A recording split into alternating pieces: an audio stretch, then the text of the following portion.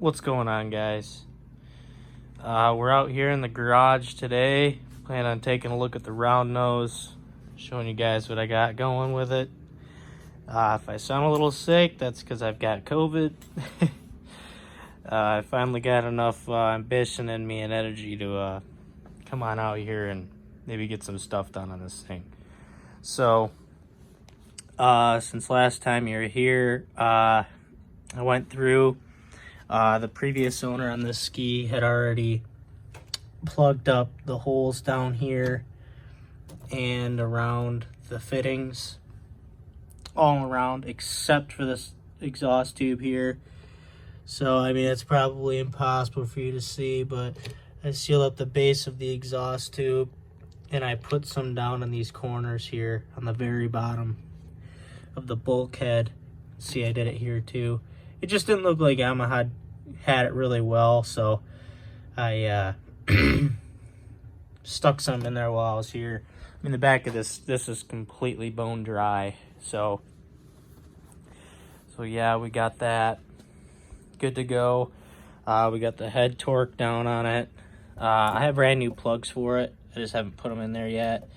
I got new plugs for this ski and the square nose, and I'm going to put some in this one as well. Anyways, so for this thing, I'm going to have a reinforcement bracket come for the bottom of this pole because it still has the factory deal, and it's basically just washers that go underneath the bolts there. Not ideal. Although this ski is going to be kind of a cruiser ski. This ski's a cruiser ski, just a ski to go out and ride, have fun with. No surf riding, none of that. Just small inland lake stuff. That one's like maybe once, twice a year kind of deal, just to kind of keep the seals and everything in good shape. That one is going to be the one where we're going to go out to the big lakes and do some barrel rolls. Try and do some barrel rolls and just try and do as much stuff as we could possibly do, because it's reinforced and it's a square nose hull that is not mint, because the FX1 is like mint and then this one is like mint too. So I mean, I don't know, I don't feel like potentially destroying the hull on this ski or that ski when I have this square nose over here that I got for free. There's no real sense in doing it. That'd just be kind of stupid.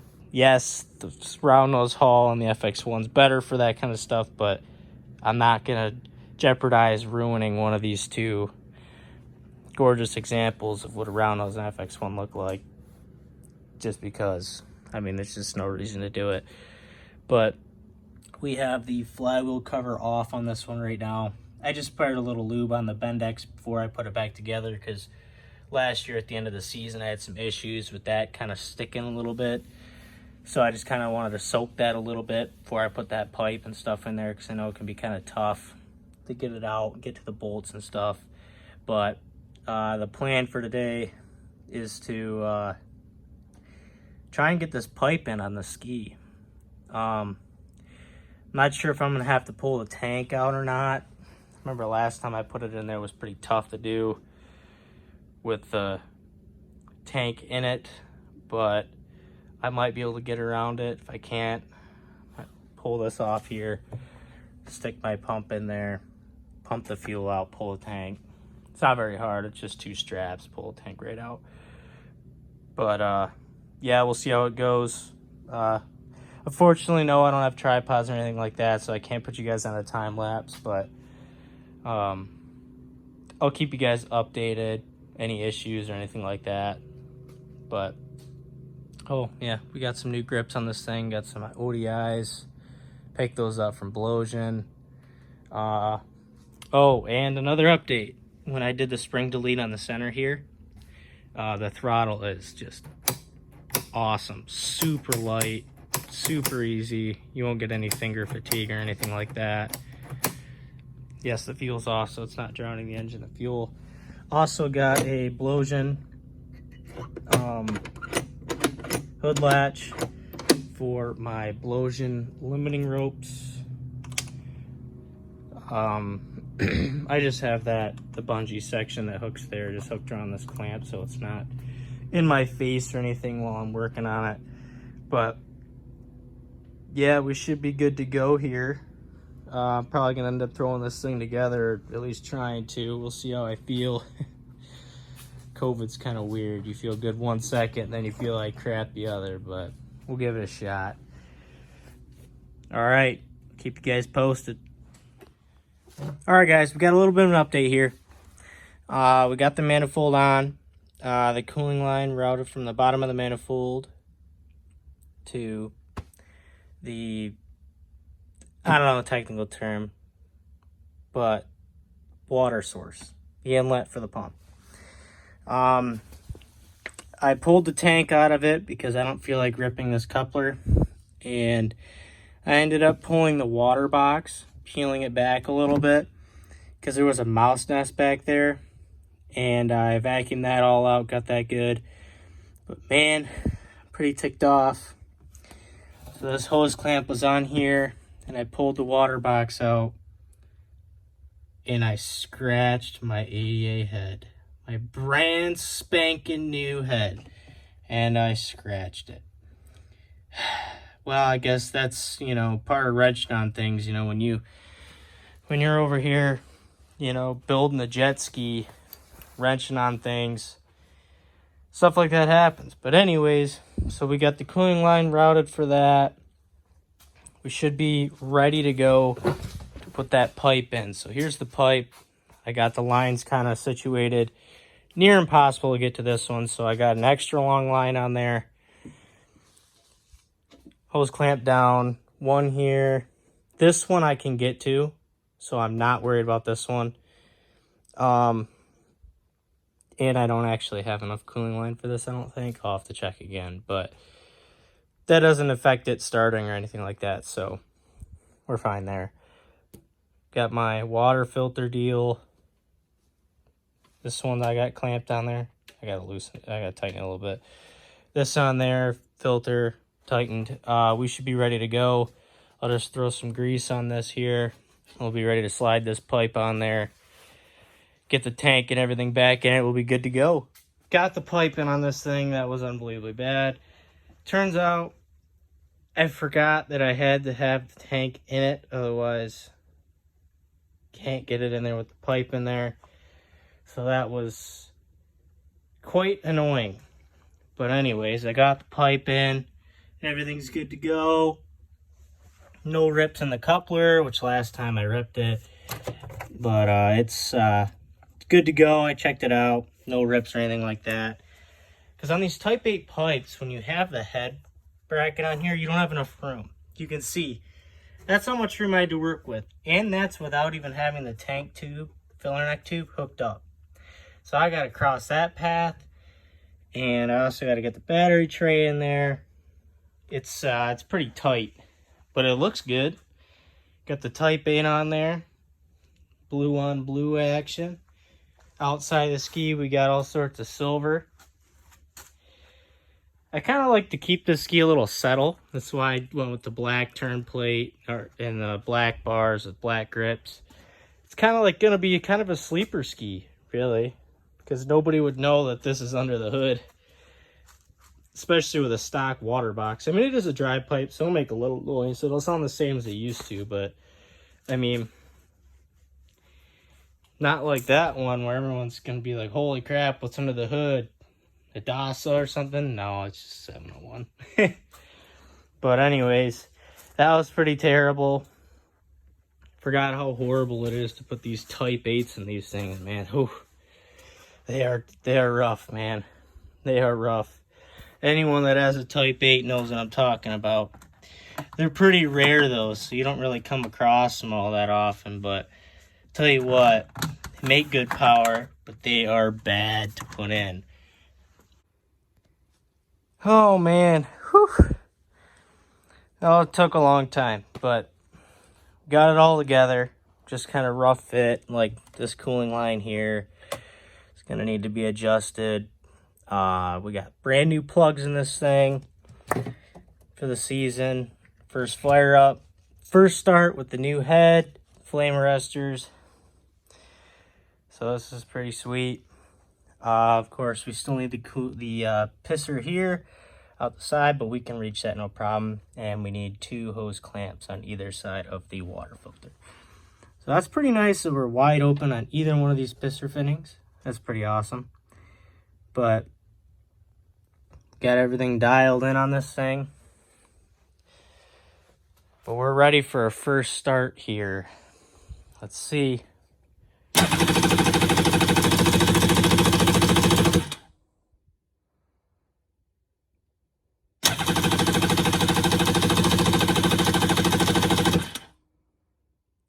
Guess I should push the choke down real gently.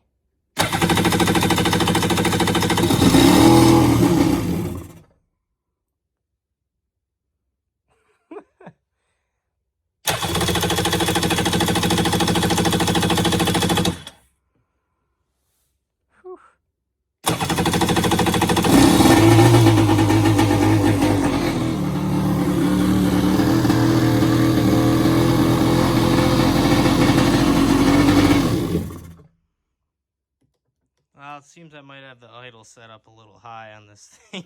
At least I'm assuming that's why it's revving high like that.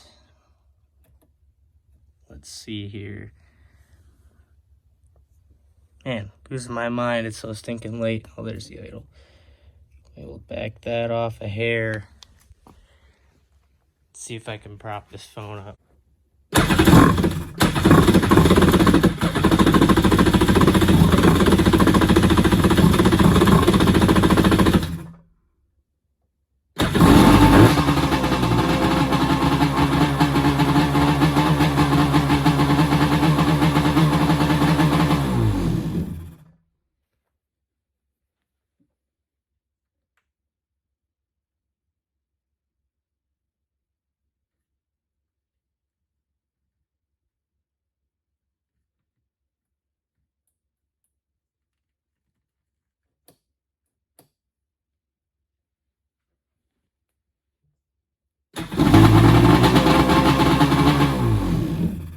Man, that oil's high. I think I might not have synced these carbs right.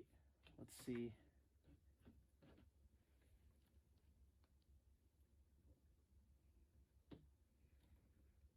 Might have to pull these flame arresters off here. See why it's idling so high like that. That's weird. Never done that before.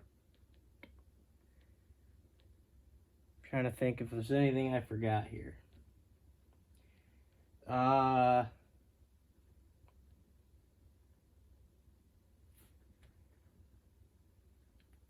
No. No, there is not. I am not missing anything as far as I know. But we're going to pull these flame arresters off.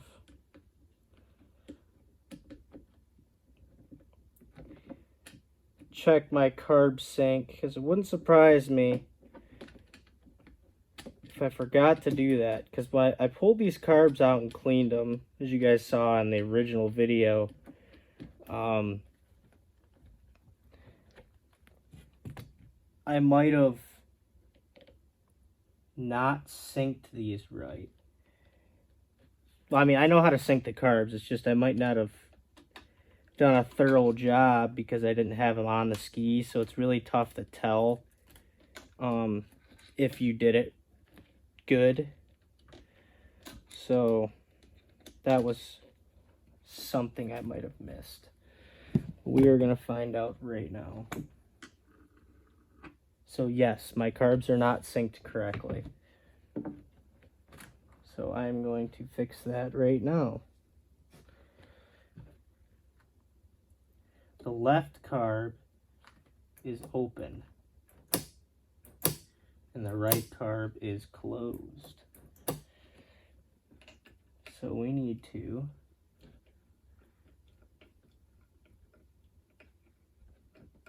loosen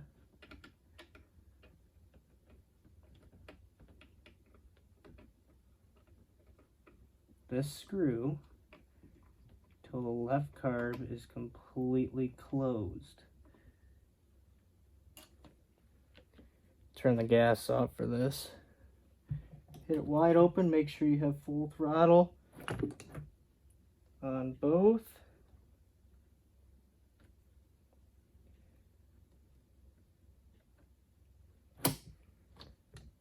No, I do not.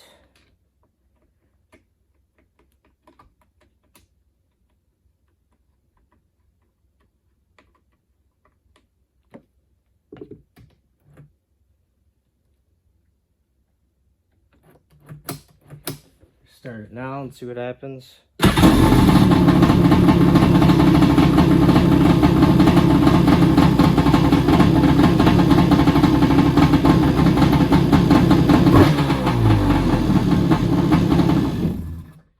Running a lot better. The idle's down where it's supposed to be. Alright, so we got it figured out. Got them synced up. Basically, I made a mistake where I was going off of... So if you go wide open here, might be a little hard to see. I'll show you on this side. So when you go wide open, this little prong here will bottom out against that right there. That gives you full throttle. Well, in the middle here, this has one as well. See that? Except it's supposed to hit that if you want wide open. But if you go by carb sync, so the flap just gets through that little hole here, through there. Bingo. Bingo. So they're completely synced. And all the way down, they're both closed. All the way open, just peeks through. Just peeks through.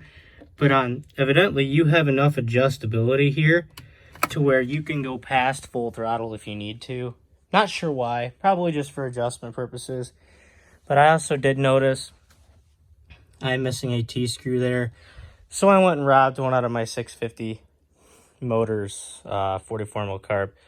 And yes, it is smoky in here.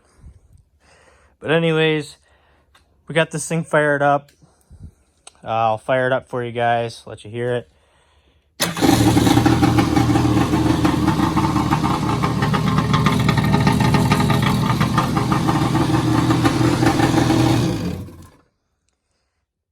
Yep, idle's still a little high.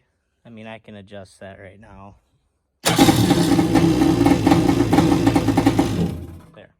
There you go. Idle adjusted. But we're going to put this in. That's no big deal. I don't need to do a video for that. Also got that thing on there, so that's pretty cool.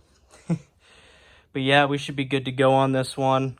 I'll put the flame arresters on another time. It's after 11 o'clock. It's getting pretty late here, and I got to go in and get some sleep. But everything seems good. I'm ready to get a water test on this thing. It's just a little cold here in Michigan yet. But yeah, pretty sweet. I'll fire this one up in the next video. I've just been busy messing with this one, but I'll get that one fired up in the next video. And the square nose, you guys have already heard that one. But we're waiting. It's going to be a little while before this one gets painted. It's been just nasty here in Michigan. But this one, we're just going to throw just a quick paint job on it and call it good.